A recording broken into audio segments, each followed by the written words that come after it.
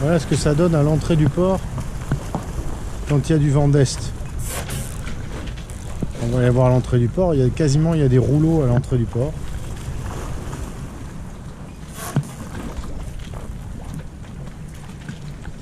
Et ces bateaux là, sont situés très proches de l'entrée du port. Les gens appellent ça ici, pour se moquer, ils appellent ça le purgatoire. Je ne sais pas si vous imaginez de dormir là-dedans. Compliqué quand même, hein. Et là, c'est pas une tempête, hein, c'est juste qu'il y a eu 3 jours de vent de sud et d'est. Et que la mer s'est formée.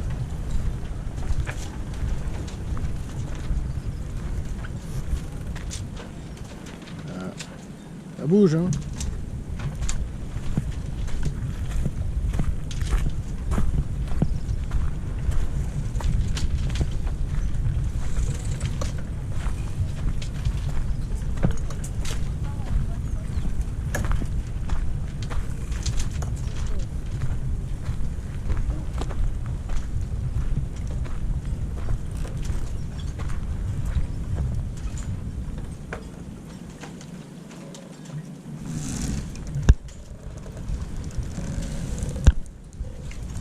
L'entrée du port est plus loin, un petit peu plus loin. On la voit au loin à l'horizon, je ne sais pas si vous la voyez.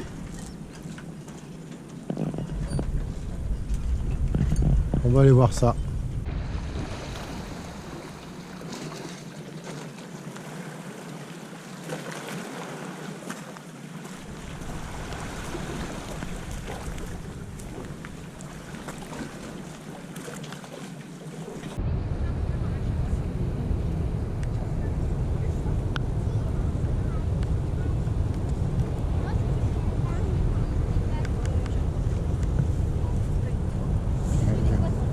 Tu montes là ?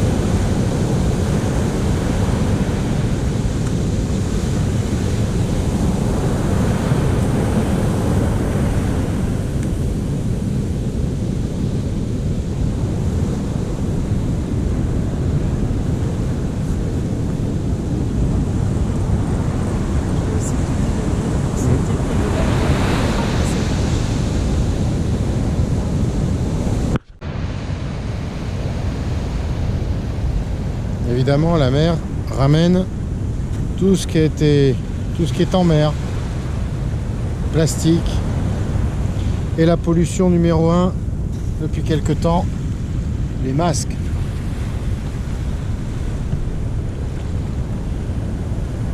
Terrible.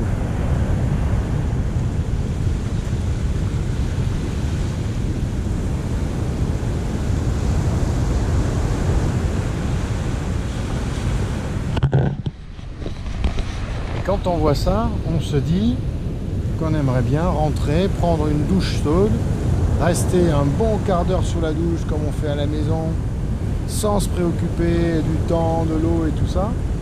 Dans un bateau, on peut pas, parce que les réservoirs ont une limite. Et passer son temps à les remplir, c'est un peu pénible. Il faudrait l'eau courante.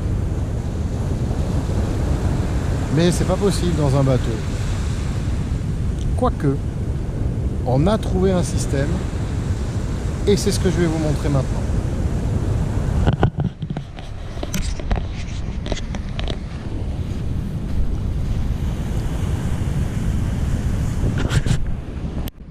Alors voilà, après cette balade magnifique, douce en plus au niveau du temps, mais un peu humide, l'eau courante dans le bateau. Et oui, ça y est, on a franchi le pas. Alors c'est un système assez simple, en théorie, mais restez bien jusqu'au bout de la vidéo parce que je vais vous donner quelques conseils indispensables. Il y a vraiment des trucs à pas faire et il y a des bêtises qu'il vaut mieux éviter. Voilà. Alors comment ça se passe? Le tuyau d'arrosage, hein, classique, avec lequel on remplit les réservoirs, Et ici, on a installé une petite trappe. Voilà. Une petite trappe que vous voyez avec un embout de type tuyau d'arrosage.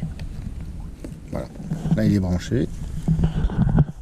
Donc, on fait un trou avec une scie cloche. On met le petit embout.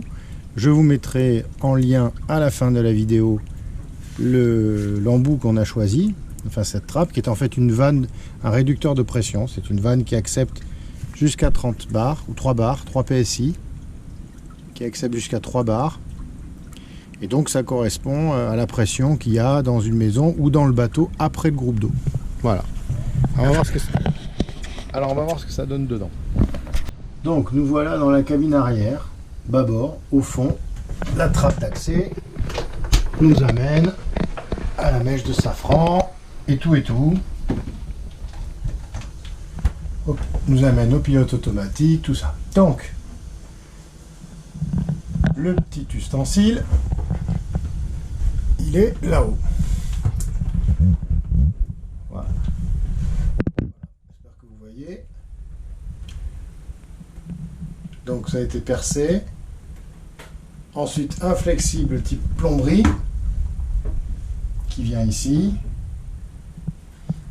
Et ensuite, un tuyau transparent. Dans le trajet par ici, dessous, ici on voit l'entrée du réservoir habituel, dessous, je vais vous montrer la suite du trajet. Il passe sous la banquette, sous le lit. Voilà, on voit là-bas, dans le fond. Salle de bain, le tuyau arrive au niveau des vannes, sous le lavabo. Vous voyez, le tuyau transparent, ici. Et après, on va aller voir. Ça va au niveau du groupe d'eau. Voilà.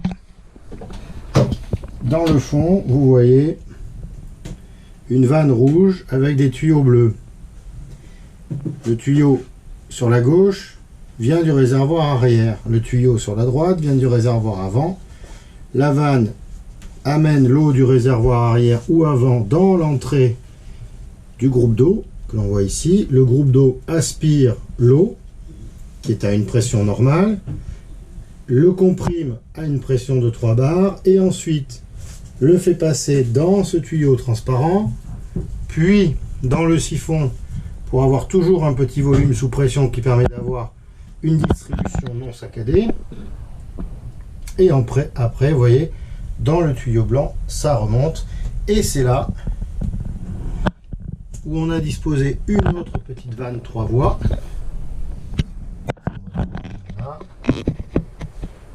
Voilà. Quand elle est vers le haut, c'est le réseau du quai qui distribue une eau sous pression à 3 bars sans utiliser le groupe d'eau. C'est pour ça qu'on est après le groupe d'eau. Et lorsque l'on tourne la molette vers le bas, on revient au système qui fonctionne par les réservoirs et donc l'aspiration au niveau du groupe d'eau. Voilà.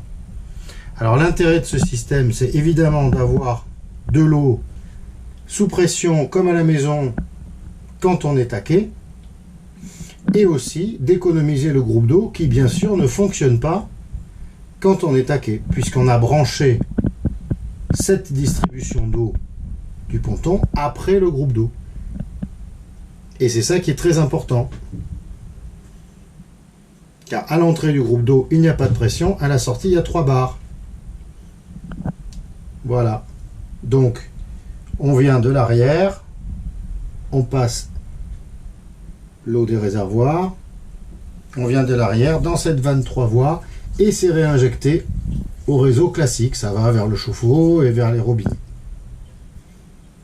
Voilà.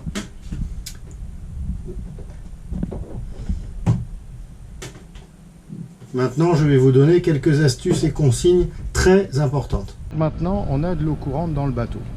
Ça veut dire que on bascule la vanne que vous avez vue vers le haut, on ouvre le robinet et par l'intermédiaire du tuyau d'arrosage, tout simplement, on a une eau sous pression, on a de l'eau chaude sous pression, on a tout ce qu'il faut. Comme à la maison. Oui, mais voilà, on n'est pas à la maison. Alors, il y a des choses très importantes à savoir. Premièrement, il faut brancher après le groupe d'eau et pas avant. Parce que si vous mettez de l'eau sous pression à 3 bars, l'eau du réseau, dans le réseau de distribution en partant du réservoir, tout pète. Donc il faut le mettre après le groupe d'eau, c'est-à-dire où là déjà le réseau est sous pression. Donc on met un circuit sous pression en communication avec un circuit sous pression. Donc tout ce qui va des réservoirs jusqu'au groupe d'eau, ça on touche pas. Quand on utilise ce système, on peut éteindre le groupe d'eau, il n'y a pas de problème. Mais surtout, il faut bien sécuriser, c'est pour ça que vous avez vu qu'il y a un flexible avec des colliers, il y a des joints à l'intérieur, il faut téflonner tout ça. Et surtout, quand on s'en sert plus, quand on dort la nuit, quand on fait une sieste, quand on va faire des courses ou n'importe quoi, on ferme le robinet. Parce que s'il y a une fuite, là, c'est 3 barres de pression qui débitent en permanence dans un bateau qui n'évacue pas l'eau. C'est 3 barres de pression qui débitent en permanence dans un bateau qui n'évacue pas l'eau. Donc, il y a beaucoup de bateaux qui ont coulé comme ça.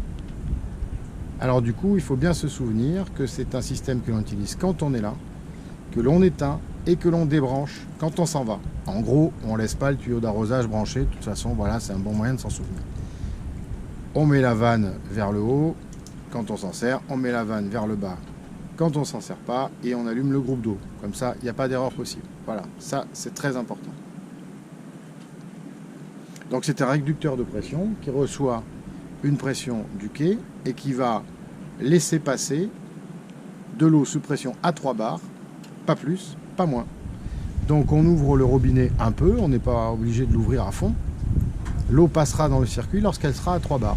Donc ça évite d'être en tension dès l'entrée au niveau de la prise.